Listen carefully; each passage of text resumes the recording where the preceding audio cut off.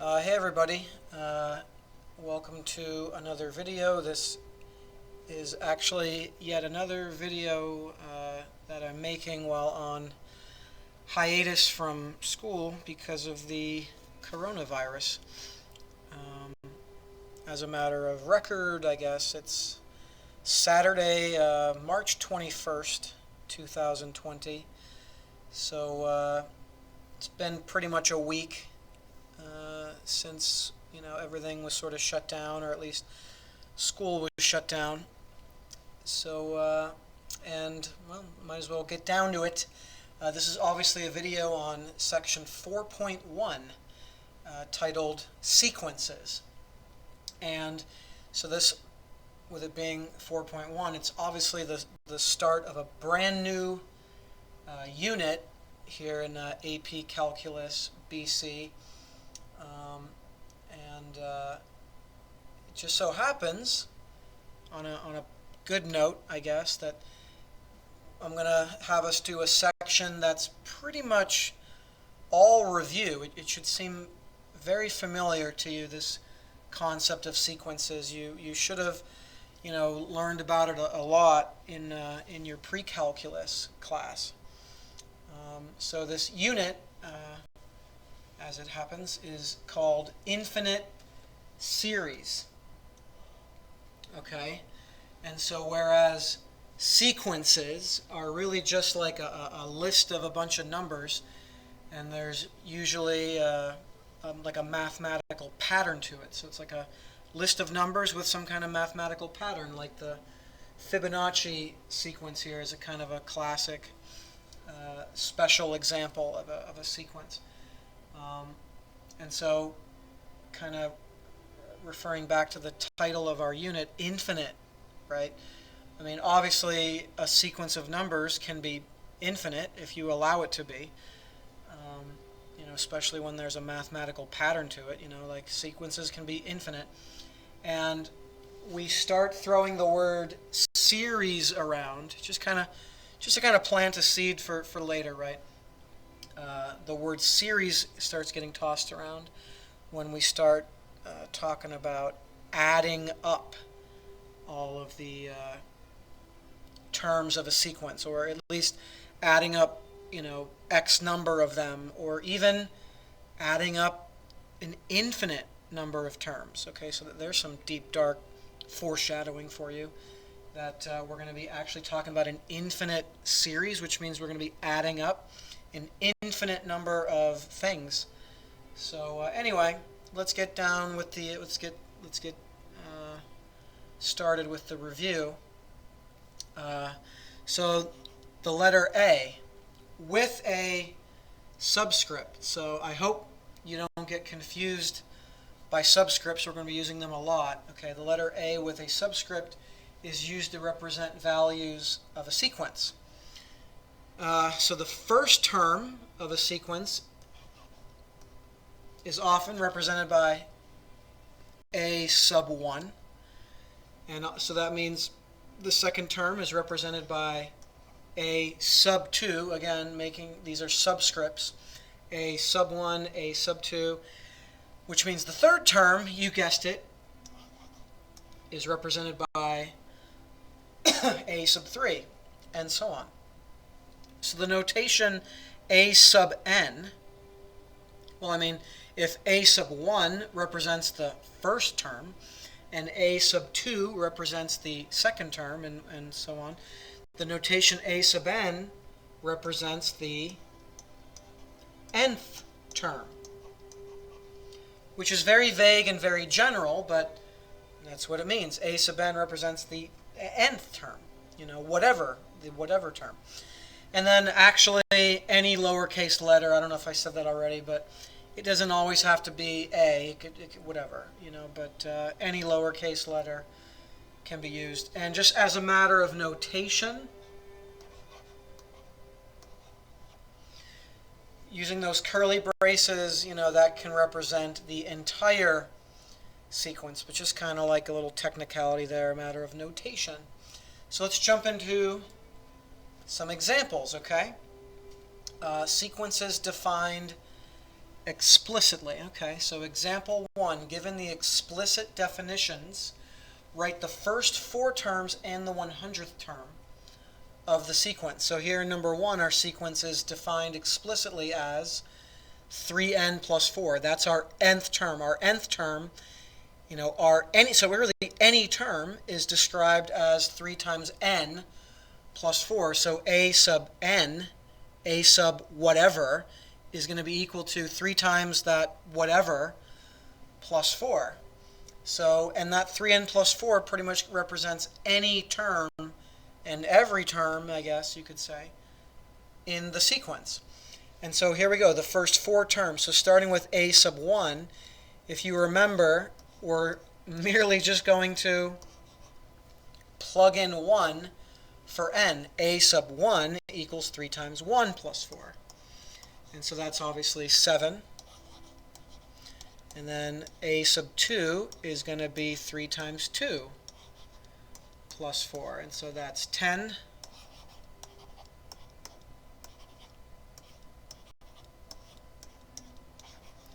And then we plug in 3 for n to get a sub 3. And that's going to be 13. A sub 4. Oops. Getting ahead of myself. That should end up being 16. And we're also supposed to find the 100th term. So, I guess the bottom line is we're just going to do the same thing here. We're just going to plug in 100 for n, So we can definitely skip ahead, right? Going in order here, first term, second term, third term, fourth term, we can totally skip ahead to the 100th term with using this explicit definition. You might have noticed a pattern here after the first couple, 7, 10, 13, 16. So the obvious pattern here is that we're always like adding 3 to get to the next term. But that pattern does not allow you really to directly jump ahead to the 100th term. But knowing what the explicit definition is absolutely does allow you to skip ahead. So 3 times 100 plus 4, that's some pretty easy mental math, I suppose. 304. Now the second example is really nothing different. We're going to do the same song and dance. We're going to be plugging in 1 and plugging in 2. So it's really nothing new about this example except for one punchline that I want to kind of remind you of. So, a sub 1, let's just kind of plug in 1. And as it happens, funny enough, what we get is basically, let's see, negative 1 to the first power is negative 1. And 1 squared is 1 minus 1 is 0. So, funny enough, the first term here doesn't exist. Now the second term, 2 squared minus 1. So negative 1 squared, that's actually going to be positive 1. And then the bottom is going to be 3. 2 squared is 4 minus 1 is 3. And I'm just going to do one more really quick because all I really want to cover here is the punchline. The reason that example 2 is even worth looking at and reviewing. So here's the big reason why I want to do an example like number 2. You notice how this negative 1 in parentheses to the n power, like here, negative 1 to the first power was negative 1. And then it was a positive 1. And now here it's back to being a negative 1. On the next term, term number 4, you're going to be doing negative 1 to the fourth power, and it's going to go back to being positive. So anyway, I guess what I'm trying to really say here, and so here's the summary, right? That part of it, that part of the explicit definition, that negative 1 to the n power, That's the kind of thing that if it's part, like if you have that in an explicit definition, it makes the terms alternate sign. So, and that actually is a pretty official sort of vocabulary word, alternate. It makes the terms alternate, which means they go back and forth from being positive and then negative, and then positive and then negative, and then positive and negative. You get the idea. So there we go. So we don't even need to finish that example. It's the same plugging in numbers. But this, if you remember, is a different kind of deal. Sequences defined recursively. And these sequences defines the nth term as a function of the previous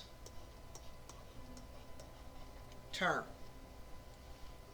So here's a good example. Example 2. Find the first 4 terms of the sequence in which a sub 1 equals 5. So the first term is 5. And a sub n, the nth term, the general term, is equal to 3 times a sub n minus 1 plus 2, for n is greater than or equal to 2. Okay, so first of all, this n minus 1, that is entirely in the subscript, okay? That's a whole subscript right there. N minus 1 is the subscript. And then the only reason they kind of throw that in there is because we already have, this is not something worth getting confused about, okay? They already told us the term for like n equals 1. So the only reason it says that over here is because we're going to start with n equals 2. This definition only applies for term number 2 and beyond. Term number 1 is just 5. So that's all that really is there for. And, long story short, just going back to the definition here, it defines the nth term as a function of the previous term. Well, this a sub n minus 1 is literally the previous term. If you're trying to find a sub n, well then a sub n minus 1 will be the term that is previous to the one you're finding. If you're trying to find a sub 9, then a sub n minus 1 is going to be a sub 9 minus 1, which is a sub 8. Okay? So a sub n minus 1, I think it's best if you think of it as just the previous term. Let me show you how this works. So a sub 2 is going to be 3, okay, times the previous term, which is like a sub 1, okay? And that means it's going to be 3 times what was a sub 1? It was 5. So 3 times 5 plus 2. So that makes it, at the end of the day, equal to 17. And now when we find the third term, it's going to be 3 times the previous term, which we just got done finding, as 17. So 3 times 17, can I do this in my head? 51. So I'm going to say 53 and hope I'm right. And then a sub 4, that's going to be 3 times 53 plus 2. So 3 times 53 is 159, I believe. And so the final answer should be 161. And that's all it really wanted, right? Find the first 4 terms. Well, didn't really say the next 4 terms, just said the first 4 terms. So a sub 1 is 5, a sub 2 is 17, and so on and so forth. So that's, hopefully you remember how all that kind of works. Next, we're going to review a particular sort of type of sequences, and they're called arithmetic sequences. And these are so easy. Like in fact, when if I said, hey, can you come up with a sequence off the top of your head, I almost guarantee the sequence you'd come up with would be like arithmetic in nature. So An arithmetic sequence is when each term differs from the preceding term by a common difference. Okay? So an example would be like 2, 4, 6, 8, 10, 12, or 5, 9, 13, 17, and you're just always adding or subtracting the same number to jump to the next term. So in other words, you can define it very fancy like this, where you have a sub 1, and then you have a sub 1 plus, and that's what we're using as like the common difference, a sub 1 plus d, and then the next term would be a sub 1 plus 2d. You're just adding another one, and then you're adding another one, okay? And anyway, to kind of cut to the chase, this kind of gives you a formula, okay, like literally a formula for the nth term. And if you wanted like a recursive style formula for the nth term, it would merely be whatever the previous term is plus whatever the common difference is. So, I mean, it wouldn't take, again, like this is not new. You saw these, well, you saw at least this formula in pre-calculus, but those are the formulas that you can use to make life pretty easy on yourself. So example 3, for each of the following arithmetic sequences, starting with -5, -2, 1, 4, 7, A, find the common difference, whale,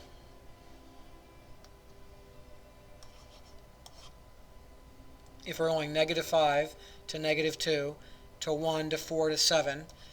Just some quick subtraction or just mental math, right? 1 to 4, we're always adding 3. So the common difference is +3. Find the 9th term. Well, that wouldn't be too tough. I mean, but just kind of assuming, maybe they could have asked for you to find like the 99th term or the 900th term. Then you might want to like actually use some kind of like math or formula. And so the formula was essentially adding n minus 1 common differences. Like if you were finding the 20th term, that means you're just going to take the first term and add not 20 common differences, but only 19. So that's why this formula says n minus 1. I mean, think about that, right? Just like up here, it's trying to give you that idea, that pattern. If you want to get to term number 20, you're going to add 19 common differences to the first term. So if we're going to jump to the 9th term, that means we're going to take the first term, which is -5, and we're going to add 8 common differences. So did I get that right? -5 plus 8 times 3. And so that's going to be, let's see, 8 times 3 is 24. And so I believe this is 19. Correct me if I'm wrong. Question C wants a recursive rule for the nth term. Well, if you remember from the previous page, that's always just going to be the previous term plus whatever the common difference is. Okay? And so to make this specific to our sequence, then it's going to be the previous term plus 3. But we also have to kind of say that a sub 1 equals -5. So that kind of has to be a part of your recursive rule, okay? Now if you want to go like a comma or something. But that's the recursive style. And then the explicit style one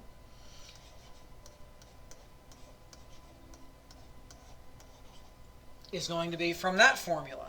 And to make it specific to our sequence, our first term was -5, and our common difference was 3. And I mean, I should probably mention that you should probably keep this going. It's probably good manners and stuff to kind of distribute the 3 and just kind of simplify this and clean it up a little bit.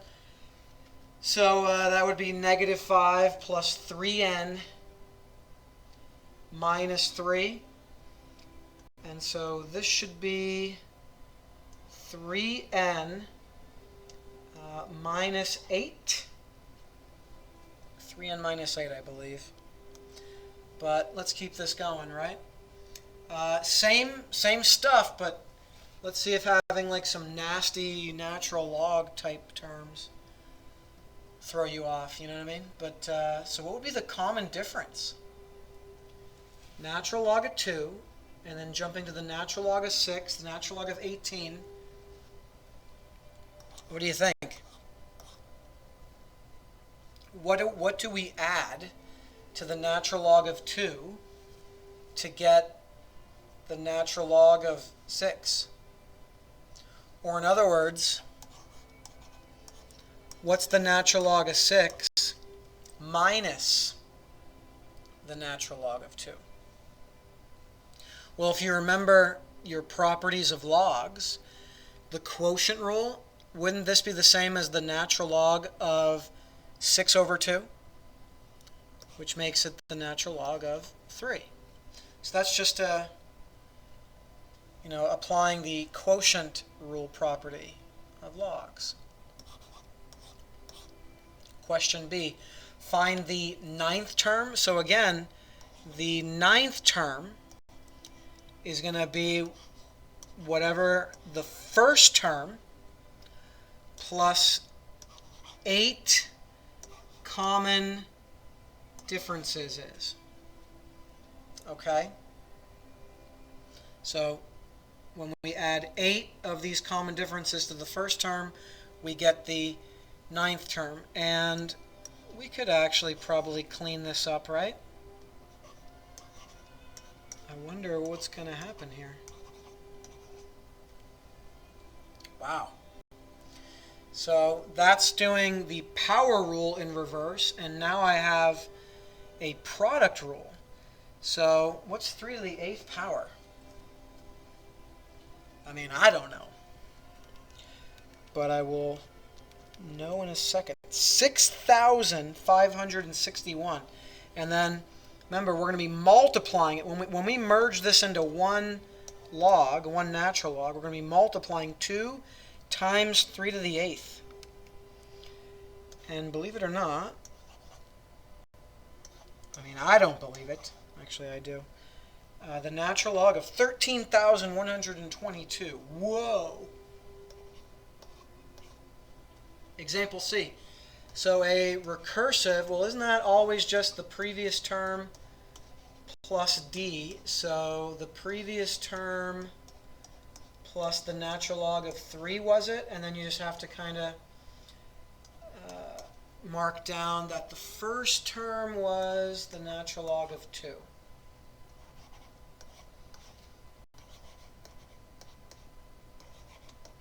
And then this explicit style is, let's see, the natural log of 2 plus n minus 1 times the natural log of 3. Common difference, okay. So if we, oh boy, I mean, we could clean that up, but I'm out of space, and I'm not really overly concerned about that part of things. So let's move on to the other main basic type of sequence you learned in pre-calculus. Geometric sequences. So this was just like arithmetic, except different. So geometric sequences. Each term after the first is obtained by What? What is a geometric sequence? Do you even remember?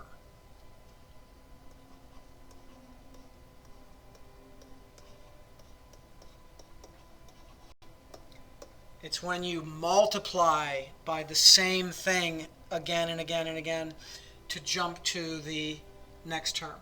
So by a common, I don't know if you remember this lingo from pre-calculus, but the number you're always multiplying by, that same number, is called the common ratio, and we're going to call it r.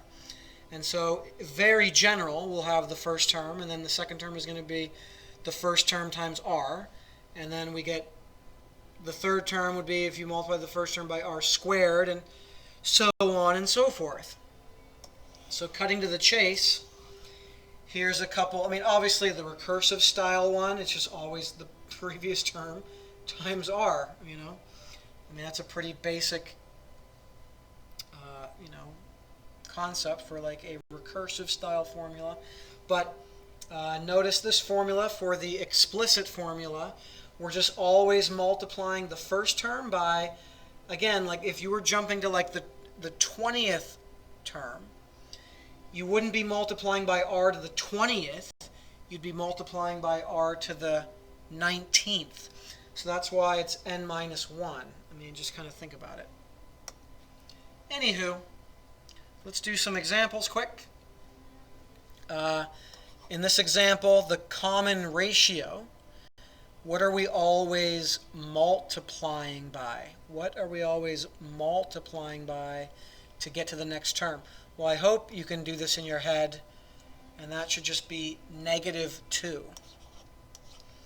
And the 10th term, see again, we could easily just write all of them out, but what if they were asking for the 100th term or the 1000th term, you know? It's always going to be the first term, which here is just 1, times the common ratio to the, in this case, the 9th power. We're going to multiply by 9 negative 2's, right?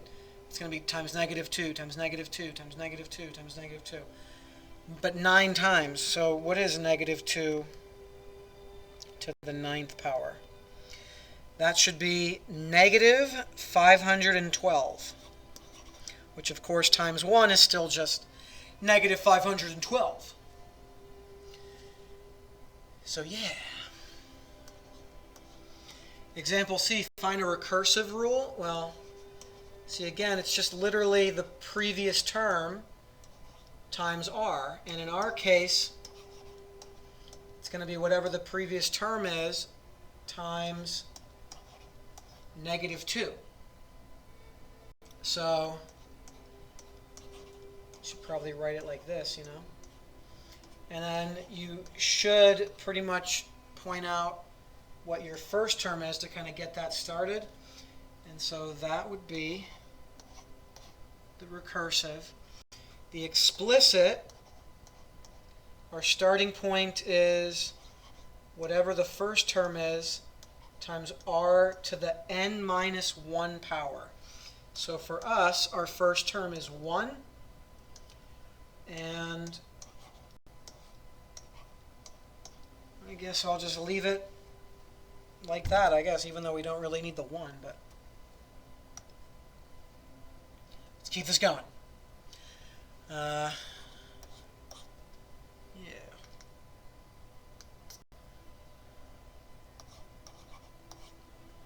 So what would be the common ratio? What are we always multiplying by?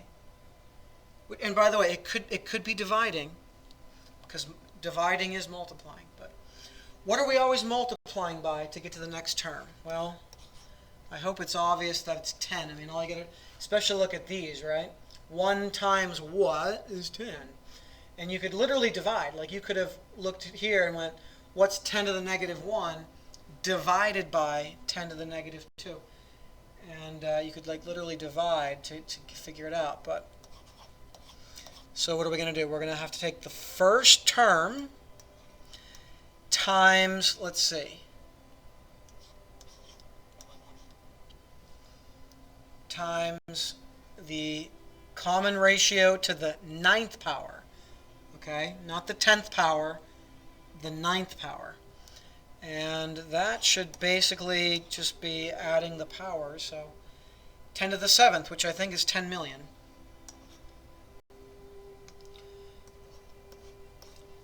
Recursive,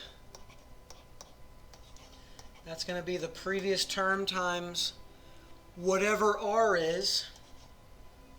So that basically.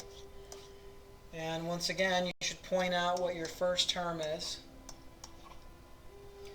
And then our explicit, times r to the n minus 1. So our first term is 10 to the negative 2. R, RR, get it? And, you could actually clean that up, couldn't you? Couldn't you? So let's clean that up then. How do we clean that up? By literally adding the powers. So what's negative 2 plus n minus 1? Well, wouldn't that be n minus 3, I do declare? That's what I'm going with. All right, moving on.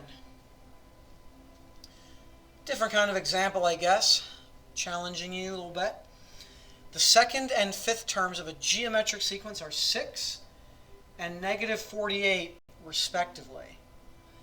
Find the first term, common ratio, and explicit rule for the nth term. Find the first term, common ratio. I bet there's different ways to do it, but the way that's coming to my head right now is kind of saying, so let's see, first term, second term, third term, fourth term, fifth term. So the second term is 6, and the fifth term is negative 48.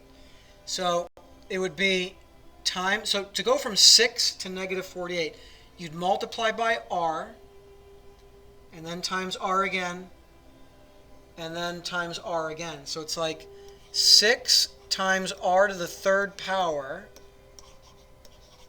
equals negative 48. And so this kind of gives you a pattern, like let's say it wasn't small numbers like the second term and the fifth term. It could have been like the 7th term and the 59th term. And you see how kind of like going from the second term to the fifth term, you multiply here by r to the third to go from 6 to negative 48. So that kind of can be applied to larger numbers, or like I said, if you were going from like the 7th term to the 59th term or something. So that means r cubed is equal to negative 8, and so that means r is negative 2. Okay? Which I guess you could have like just guessed and checked or something, but I like this. It's official. So r equals negative 2. And now that we know that, you can pretty much, well, the first term, right, all you got to do is take the second term and divide by that one time. You know what I mean? So that means our first term is, let's see, let's write a sub 1. So that should be negative 3, you know. And what else they want? They want the common ratio. We already found that, negative 2. And an explicit rule for the nth term. So that's going to be the first term times the common ratio to the n minus 1 power. So in our case, that's negative 3. Come on, man. And then our common ratio was negative 2. And there we go. Okay.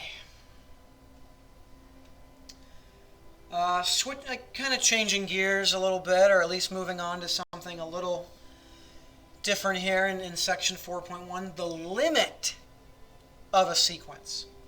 So here we go. So we've reviewed sequences and just arithmetic sequences and geometric sequences and stuff. Now what about the limit of a sequence. So what does it even mean? It is possible for a sequence to converge to a real number. So an infinite sequence to just keep on approaching a certain number, to converge, Now, it doesn't have to. It can like totally diverge, okay? I mean, just think of like your classic 2, 4, 6, 8, 10, 12, okay? 2, 4, 6, 8, 10, 12, blah, blah, blah, forever. That sequence doesn't converge to something. It just keeps blowing up to infinity. So that would be, there's obviously plenty of sequences that diverge, okay? But there are sequences that do converge to a real number, okay? And then we say this number is the limit, obviously, of the sequence. So, example 6, determine whether this sequence converges or diverges. If it converges, find its limit. Okay? Now we could make a list, right? We could say what's a sub 1 here, what's a sub 2, what's a sub 3, what's a sub 4, what's a sub 5, you know what I mean?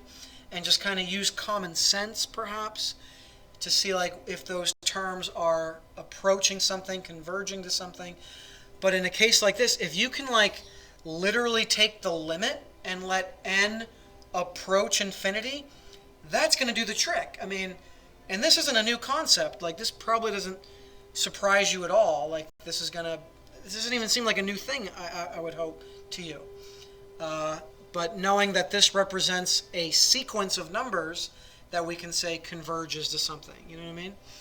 So if we let n approach infinity, what is 2n minus 1 over n approach? Or in other words, like the terms, the values, right? Because all these values are just going to be terms of a sequence, okay? Now, again, in this case, it's only going to be like whole numbers, okay? Like when n equals 1, and n equals 2, and n equals 5, 6, 25, 26. But still, like all these values are like terms. So what is that approaching? Well, what is this limit? You might not even like need to go through the motions of L'Hopital's rule, but the bottom line is the final answer is 2. So this sequence converges, and it converges to 2. The next example, now obviously you want to think about, or like your first idea is, let's actually take the limit of this. But are we able to do that? Have we ever learned how to do a limit like that? Especially with this -1 to the n part. So in situations like this, another trick that you have is literally writing out the first term. So the first term would be whatever you get when you plug in 1. And that's going to end up being 0. And then the second term, when you plug in 2, you get that. When you plug in 3, you get that. When you plug in 4, when you plug in 5.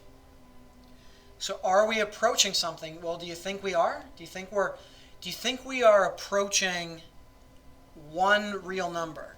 0, positive 1/2, negative 2/3 basically, positive 3/4, negative, what is that, 4/5, And a sub 10, you're getting 0.9, and a sub 11, you're getting approximately negative 0.91, okay? So it's like, here's the thing. What do you think the answer is? Do you think this converges at all to something? And maybe you're realizing that this is kind of approaching two different numbers at the same time. It's approaching 1, but then it alternates to approaching -1. And it's back to that's not allowed. Like, that's not a thing. It can't be approaching two different things at once. And so it's got to approach one. It's got to be an agreement that it's approaching one value. And if it's not, then we say it diverges. Next example. Let's see. So the first term is 4. And again, can you actually see yourself taking the limit of this rule, this formula? So let's analyze all the terms. Okay? And in this case, it's always just the previous term plus 2. Well, that would make it what in nature? Arithmetic. It would make it arithmetic in nature. And so the sequence goes 4, 6, 8, 10, 12, 14, and then it goes on forever. Are those terms converging to something? Are they limiting to something? No, they're just getting bigger and bigger and bigger, and they're blowing up to infinity. So the answer to that one is diverges. So again, actually analyzing the terms and just using common sense is definitely a method at your disposal. And guess what? That does it for, again, kind of like an introductory kind of review of just sequences in general, and a little bit of a kind of a glimpse, about how they can limit and they can converge or they can diverge. Okay?